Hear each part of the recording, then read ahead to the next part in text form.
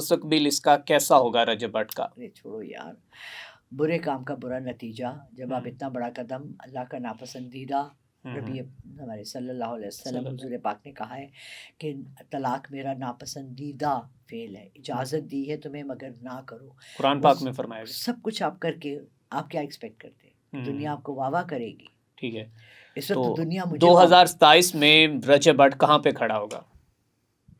मुश्किल है कि हमें नज़र आए। ये हम्म, 2026 ही है, उसका सर्वाइवल ईयर है। अगर 2026 में रजब भट्ट खत्म। अगर वो अपनी, फिर कह रही हूँ अरसलान, और हम्म, इसका रील्स बना के लगाओ, अगर रजब भट्ट अपने तौर तरीके, अपनी अनानियत, अपनी खुदसरी, अपनी दिखावा, अपना ये गुरूर इसको नहीं ख़त्म करता, माइल्ड नहीं होता, अल्लाह से झुक के, जैसे मैंने लोगों के आगे कहा कि मैं माफ़ी मांग के कहती हूँ कि जी मैंने नहीं कराई, मैं रजब भट्ट से कहती हूँ अपनी बीवी से फिर रजू कर ले, ये तमाम काम नहीं करता, तो फिर उसका डाउनफॉल ही है। और आपको लगता है कि अभी तो उसके पास वक्त वक्त है, है, वो अपनी बेगम को वापस बुला सकता है या नहीं? यहाँ पे भी एब्सोल्युटली। आप प्रेडिक्शन कोई कर दें, आपको क्या लगता है जो इस वक्त सियारे गर्दिश कर रहे हैं, क्या लगता है कि रजब अपनी बेगम को वापस बुलाएगा? नहीं जी, इस पे मैं कोई प्रिडिक्शन नहीं करूँगी, मैं सिर्फ़ इस पे दुआ करूँगी कि अल्लाह करे कि रजब भट्ट को इतनी अक्ल आ जाए, समझ आ जाए, ये घर बच जाए, क्योंकि मैंने अभी तक सही से उसके बेटे की शक्ल नहीं देखी, हम्म, लेकिन एक छोटा-सा मासूम बच्चा मेरी नज़रों के आगे आता है।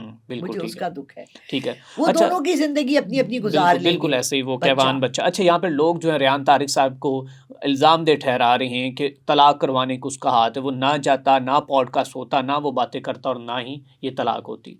तो आप क्या समझते हैं, रेहान तारिक जो है वो तलाक करवाने में भी काम नो कर नो रहा है? नो, ना रेहान तारिक, ना मैं, ना कोई और, ये हुँ, रजब भट्ट का अपना फैसला था। ठीक ना है। उसने किसी से पूछा, ना उसने किसी से मशवरा लिया। उसके घर में भी माँ बाप हैं, बहन है, वो उसको गाइड कर सकते थे, हेल्प कर सकते थे, समझा सकते थे। उसके दोस्त भी हैं, सब अपनी बीवियों के साथ खुश हैं। हुँ, हुँ, मान डोगर अपनी बीवी के साथ खुश है। वो कल एक लड़की आई इंटरव्यू करने के लिए, बताई थी कि उसका बेस्ट फ्रेंड जो है, उसकी 2 बेटियां हैं। उन्होंने नहीं समझाया कि यार तू तलाक ना दे, तू क्यों दे रहा है तलाक, हुँ, क्या वजह है तलाक की, हमें तो अभी बिल तक वजह ही नहीं बताई ना बिल्कुल, उसने। बिल्कुल, बिल्कुल। मुनाफिक किसी को कह के हुँ, उसको तलाक दे दो आप। परफ्यूम उसने कहा कि चोरी का इल्ज़ाम लगाया मेरी वालदा पे और मैंने इस वजह से मुझे बुरी लगी वो। बस, हुँ, तुम्हारी माँ ने अगर उसका सब कुछ चुरा लिया हो, ज़ेवर चुरा लिया हो, और वो कल को आके कह दे कि इसकी माँ ने मेरा सब ज़ेवर चोरी कर लिया शादी के बाद, और वो सच हो, तो तुम क्या कहोगे? हुँ, घर है ना, बिल्कुल।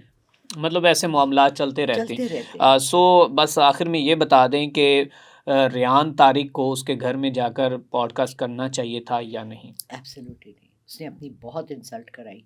हुँ। मैंने एक देखा था पहले, उसने किया था, ये जो बहुत फेमस राइटर है, जिस जो क्या नाम है उसका, कमर कमर अब्बास के, अच्छा, अच्छा, खलील खलीलुर रहमान कमर, हुँ, उसने सिर्फ उसके घर गया है। ठीक नहीं है। तो उसने वो उज़्मा कारदार को भी, चीज़ें एमएनए एमपीए मिनिस्टर बिल्कुल, है, और उसको भी बड़े-बड़े उसने गेस्ट यहाँ पे बुलाए। उसने बुलाए। हुँ। तो रजब भट्ट तो की को भी आखिर वहाँ क्या बुलाता। वजह, क्या कोई व्यूज़ की दौड़ थी कि रेहान तारिक साहब को उसके दहलीज पे जाना पड़ा? हाँ, हाँ, बिल्कुल।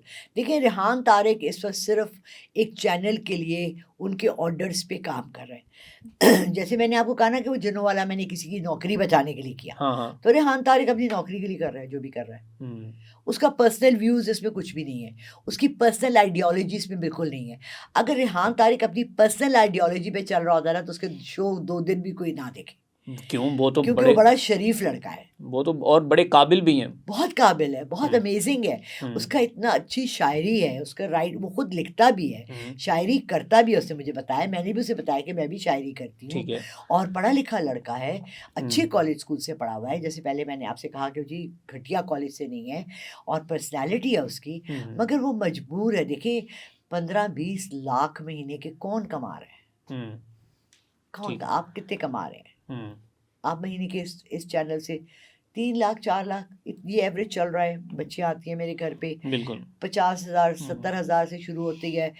हाइट्स चली गई तो 2 लाख पे एक लड़की है, जिसका मैं नाम नहीं लूँगी, जिससे मैं ख़फ़ा भी हूँ, ठीक है? हुँ, उसने मुझे अपने चैनल पे सुनो पे बुलाया भी, और बड़ा उसने वो किया, और मुझे बहुत कुछ ऑफ़र किया कि मैं अपना प्राइवेट चैनल भी आपको, हुँ, हुँ, जगह है लोकेशन पे, और उसने मुझे बताया मेरी सैलरी 2 लाख हो गई है, हम्म, इससे ज़्यादा तो नहीं। Rehan Tariq is getting something like 15 से चलिए 17 खैर। लाख। तो वो क्यों अच्छा, आप अपनी, भी उनके पॉडकास्ट में गई थी, आपका एक्सपीरियंस कैसा रहा? अल्हम्दुलिल्लाह बहुत अच्छा रहा। लेकिन वहाँ पे आपने ऑन किया कि मैं स्क्रिप्टेड प्रोग्राम करती हूँ, लोगों के व्यूज़ बढ़ाने के लिए करती हूँ, तो इस पे आपको कोई नदामत नहीं? No, not at all.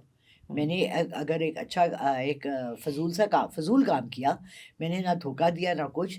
वो जिन वहाँ मौजूद था, जिन हम्म। मेरे साथ हैं और चलते तो रहते रेहान हैं। तारिक के पॉडकास्ट में जिन क्यों नहीं आ सका? क्यों आए? हम्म, क्यों आए? रेहान तारिक को जिन दिखाने की ज़रूरत ही नहीं थी मुझे। अच्छा। ना उसको दिखाने की ज़रूरत थी, ना मुझे ये बावर कराना था कि हैं या नहीं है। हम्म, सबको पता है जन्नात हैं। ठीक है। वहाँ ज़रूरत ही नहीं थी। मैं चलिए फजूल में ठीक एक है। ड्रामा क्यों करती?